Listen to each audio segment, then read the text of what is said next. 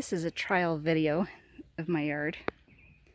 Emily with Waterwise Designs and the YouTube channel Gardenwise. And I just wanted to give you an overview of my yard in the spring. And this is my helper, Nico. She's 14, very cute. Anyway, I like to focus on edible plants. So everything in this bed right here is edible. You've got the Regent Serviceberry. I love these plants. They just finished flowering. They have the white flowers in the spring. They have the red leaves in the fall. And they have the edible berries in the summer. Here we have our gooseberries. They were out of control, so I just cut them all the way back, and we'll see how they do. This one's an Invictus, and that one's a red gooseberry, and I can't remember what it is. I will back up to show you my favorite. This is my jujube. I try to keep it shorter than the roof, but as you can see, it's kind of gotten away from me. It has insignificant flowers. You can't really see them in the summer, but you can smell them across the yard. They smell so good. They smell like honey. This is not edible, but it is one of my favorite trees. It's a forest pansy redbud. And we have our gorgeous Canadian red chokecherry. I love the flowers in the spring. They smell beautiful. As you can notice, I have a mishmash hodgepodge of plants on this hill. It is an extremely steep hill, as you can kind of see from the dog run. It's got a short fence in the back and a 2-story house. I wanted complete privacy, and so I left what was on the hill when we got here and replaced some things. What was here when we got here were these two probably hoops, blue spruce or baby blue eyes. When we bought the house, they were only about 8 feet tall. And then we have what I did not plant, and I really wish I would have removed, aspens, but they are gorgeous in the fall. And the neighbor's cottonwoods, which I hate. And along the back of the fence, a completely wild patch of wild roses. I don't know if you're going to be able to see them. They're not in bloom yet. Way back there's a wild patch of roses and some unpruned privet that I use as a screen. These will be blooming shortly. These are Sensation lilacs and a completely out of control mock orange that needs to be cut back this year by half. And then what was also on the hill is the cotoneaster, which probably needs to be taken care of, but I'm too lazy to do it. We've got low-growing juniper. It's probably the buffalo juniper. And some really wild euonymus, or I can't remember the name, something creeper. And I really, really need to do something about these. They are completely out of control. When everything was smaller, I did plant an autolucan, I'm sorry, not autolucan, a ivory halo dogwood back there. We've got our ivory halo dogwoods with my little, recently released from bondage. It had 2 other trees next to it, but this is a dapple dandy pluot.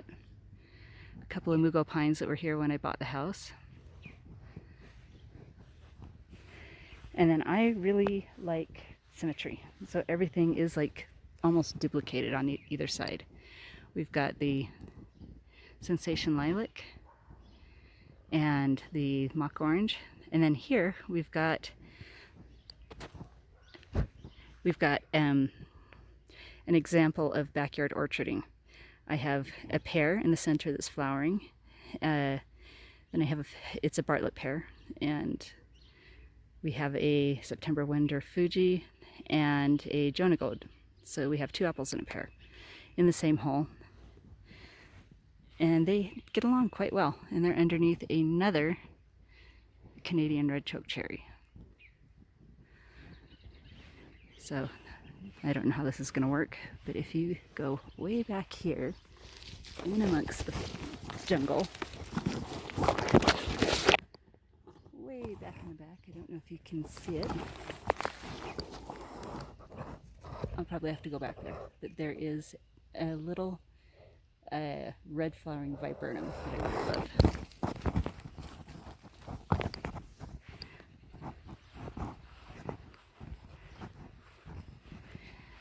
We have my white lilac that has stayed really short, and I really love it, and I don't remember the variety. This is my herb hill. So we have my tricolor sage. That is a pyrethrum daisy. We've got oregano and lamb's ears, catmint. Got some yarrow. I've also got the Bergarten sage that I really love. We've also planted, I think this is the moonshine yarrow and winter savory. Some more of the pyrethrum daisies that are going to bloom here a little bit. And from my mother's yard, she passed away last year, we've got one lone iris that I haven't figured out a good spot for yet. So it got stuck there. These are the ubiquitous endless summer hydrangeas that have really liked this spot. They've done really well, but I'm thinking about pulling them out and trying some hydrangea paniculata and see how well they do. This is my patch of spearmint, and it does take over, but I just kind of chop it around the edges and keep it in bounds. Some Jacob's Ladder, Bleeding Heart. I love this lamium. I'm not sure which variety it is, but I love it. We've got volunteer strawberries. They just have been there all year. And then forget-me-nots along the back, along with the really beautiful Jack Frost Brunera. I love these flowers. And then another hydrangea. Over here is my garden area. This is a Himrod grape. When I put this fence up on this property, you had to have solid fences in the property line by 3 feet, but you could have slatted fences up against the sidewalk as long as they were 4 feet or under. So to give a little more privacy, I planted the grapes along it, and they are just starting. I'm really excited about these. I don't remember the variety of strawberries. This patch needs to be cleaned out and redone. I don't know if I'll do it this year, but we'll see. We've got chives. And then the mishmash of everything I just let reseed. We've got Autumn Britain raspberries there. I got behind on them and I just couldn't handle figuring out which ones to cut back and which ones to leave, so I just cut everything to the ground last year. So that means I'll just have a fall crop. We've got leftover garlic that when I harvest it, some got left behind. A few onions from last year that got left behind. Newly planted peas that I probably will not stake. And we're going to talk about that a little bit later. What is right and what is wrong in gardening? That's what this whole YouTube channel is going to be about. What is right and what is wrong? And there's my little spinach that just started. I like to garden with the least amount of energy possible. I've been a single mom for many years, owned a landscape business, gone to school, got my bachelor's degree in my 40s, and I love gardening but I don't like to spend a lot of time making it perfect. So if you can see the hodgepodge of things growing through here, they're all the stuff that I let go to seed last year, which makes me really happy because I didn't have to plant lettuce this year or arugula. It just planted itself. I did throw a few seeds in earlier this year, which means I opened up a packet and tossed it on the ground and ran my fingers through the soil and hoped they took. So it's not perfect, but they're growing. We've got Mexican feathergrass that reseeded itself here. It gets to stay. I forgot to show you all the dill. I let my dill reseed. I don't know if you can see it there, but it just comes up everywhere. Wherever it comes up, I mean, if it gets too thick, I'll go through and pull it out and use it. We've got my ARP rosemary. It lasts, this one's probably, it's over 10 years old. There was only one winter where it died back probably 2/3, then it came back all the way. We've got anise hyssop that has reseeded itself, and a ton of it that I'm not going to let come back. I'll just keep pulling it out as it tries to grow. I don't need that much anise hyssop. But what I'm really excited about is last year's artichokes. There's one, there are two. I didn't think they'd come back, and they came back. I'm really excited. We've got chives. This is salad burnet. It's kind of cucumbery taste. We've got Maynite salvia that have reseeded themselves up here. A lot of reseeded, I don't know if you can see those, but a lot of reseeded cilantro. There's one right there. I do not like the leaves in cilantro, so I let it grow and use it for the seeds. They're called coriander, and I grind them up with onions, garlic, peppercorns, and seasoned salt. It makes a wonderful meat rub. Okay, this is my thyme that needs to be cut back. It survived the winter bit and it's starting to come back, but there's some dead that needs to be cut out. My garlic that I planted last year, definitely did not plant enough of it. Okay, pictures of the, I love these. They smell beautiful and they are gorgeous. Okay, these are the beds where I'm going to put my cucumbers and tomatoes this year. I do use Netafim, but I also had to add, this line is attached to the front yard. There's a drip that goes through my front yard, and there's just not enough pressure, so I had to add spray heads, little drip spray heads, so it can get enough water. But these beds, I run them for an hour, 3 times a week, and that's all the water they've needed. They've done beautifully with that. I'll probably need to just replace the Netafim this year or next year. We've got a Candace grape, and this one is looking like I am probably going to have to cut this grapevine all the way back to the trunk. For some reason, the Candace does not seem to be as vigorous as the other grapes. It never grows extra branches for me or extra vines for me to, so I can switch out the arms. And as you can see, the ends of these are dying. They are no longer viable. So I think this, next spring, I will just cut it completely back if I cannot get good replacement cordons growing. On the other hand, we have the Swenson Red. It is seeded, one of the best tasting grapes I have, completely vigorous. It will, we've been replacing the cordons, every other year or so, and they do really well. Almost too well. This is a very vigorous vine, but I don't care because it's so good. Here we have another example of backyard orcharding, the Dave Wilson backyard orcharding. I have 2 peaches and a nectarine. They are probably between 10 and 12 years old, and I think, they are hopefully doing still well. I think I am starting to get borers again. The garlic around them actually helped.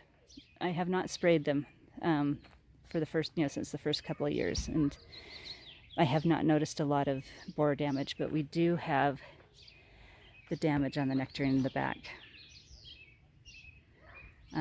It has not gotten new damage since that happened several years ago, though.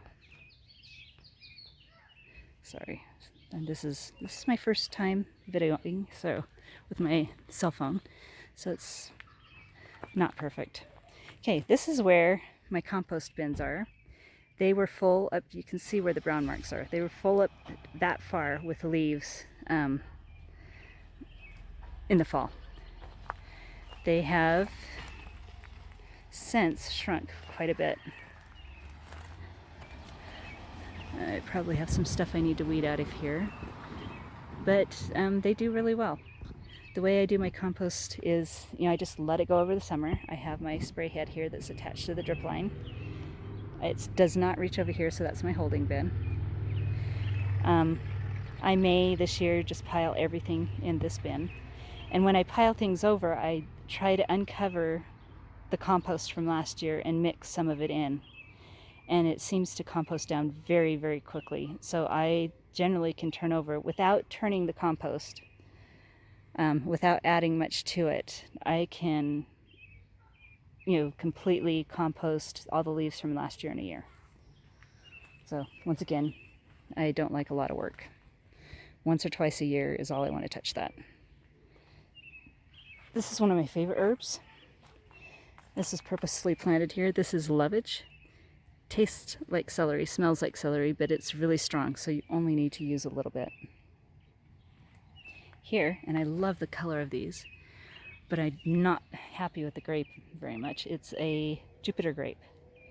Flavor is a little musky. It's and it gets too much shade from the peach and the nectarine, so it never really produces that well.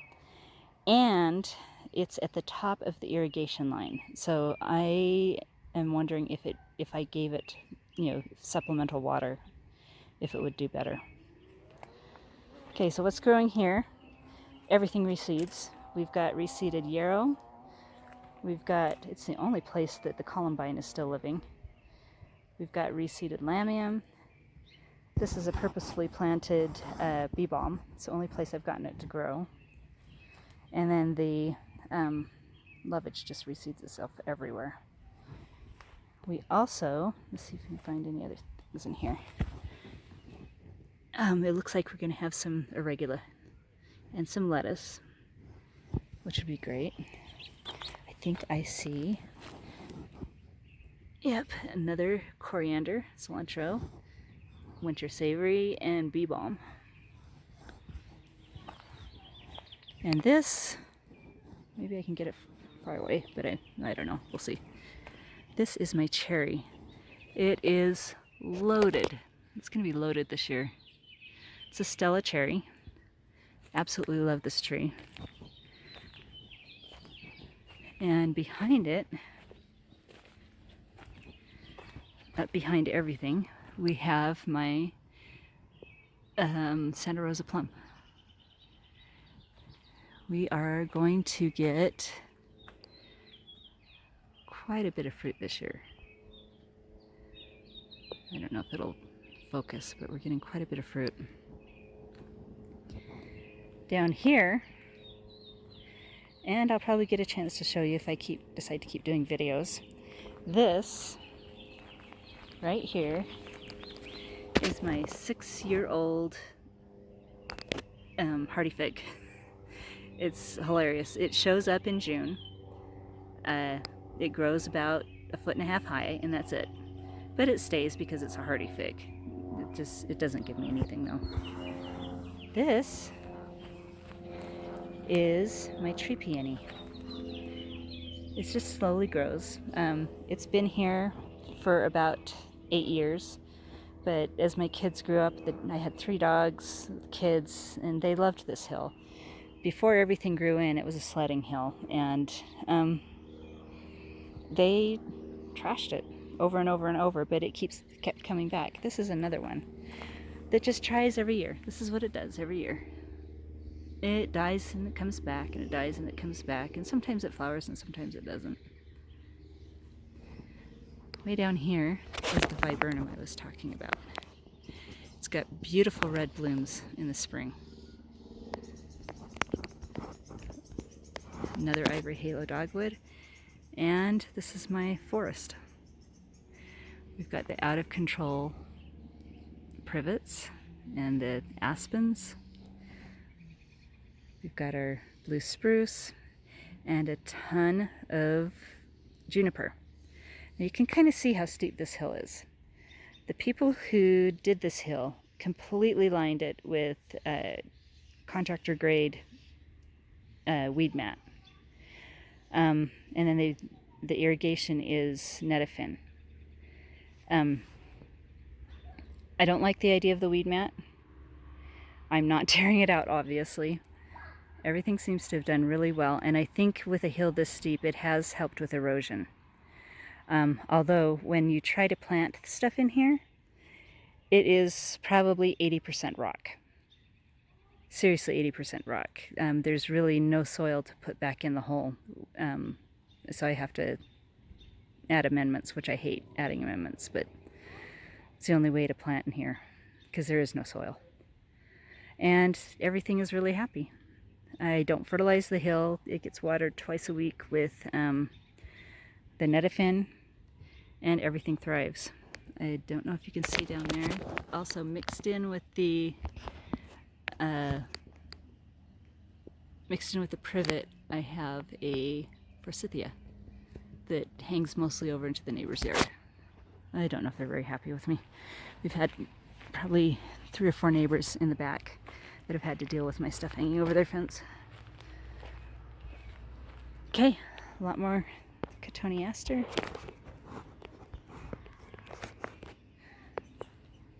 And I love the view from here. One of these days I need to just put a bench up here so I can sit. But I don't know if you can see it because of the light. But you can see the Mormon temple off in the distance. You can see the sunsets through here. It's just really peaceful. It's a nice, peaceful neighborhood. And this is the view of my yard from Mid-Hill. Grass is pretty green this year. I have a confession. I am working with a lawn care company, and they would be very disappointed in me. Online, I advocate using chemicals to kill weeds, but if you look at my lawn,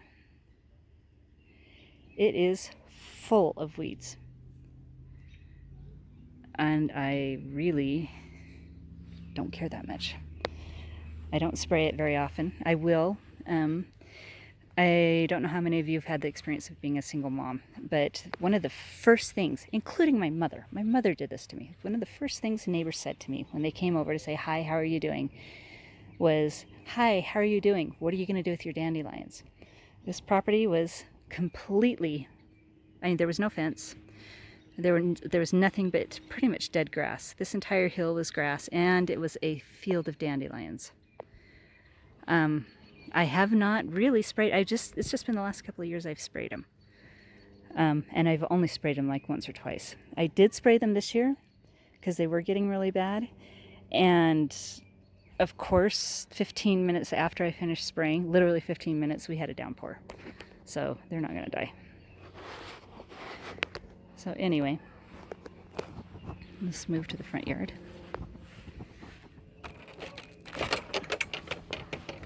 Okay, the front yard doesn't have as many edibles. Maybe that'll change, maybe not. I love the globe blue spruce on standards. I have the 2 back here. I have this one here. And then these are not on standards. These are supposed to just be the regular globe blue spruce, and they are wanting to grow up. But that's okay. I'd rather them grow up than out.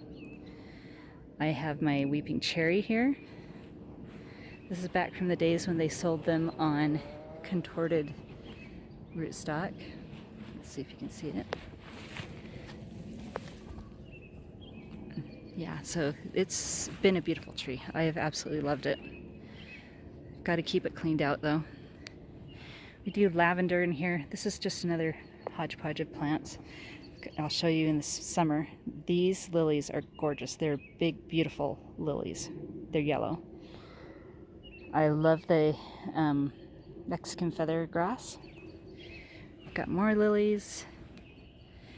We have rock irises and crocus in here. Daffodils. My favorite amber jubilee 9-bark. We've got 4-foot tall purple butterfly bush. We've got iris just about ready to bloom over there. Yeah, and my little tiny species tulips that are going to be blooming here shortly.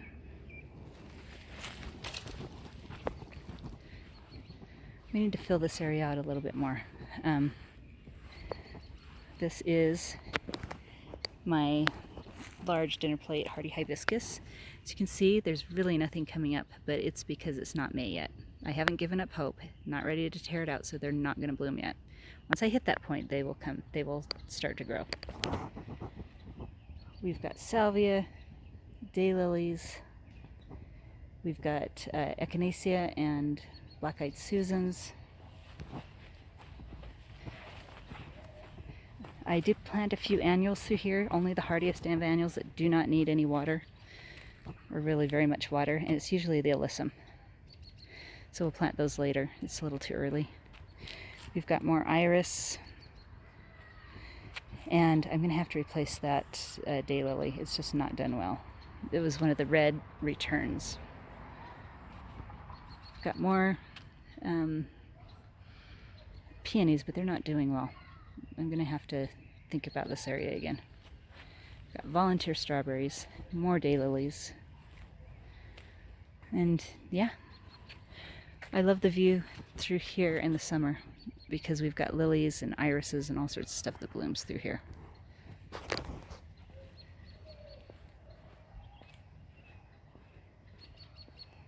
Okay, we'll go around. We've got the grandma trees that I really like because I like their shape. This is the Austrian pine, Alberta spruce. They're just tiny, they're short. These have stayed small. They're really soft in the spring, and I just like them. A lot of people don't, but I like them. The small ones. This is one of my favorite trees ever. This is my pawpaw tree. It actually gave me 2 pawpaws last year. If we can get it to focus.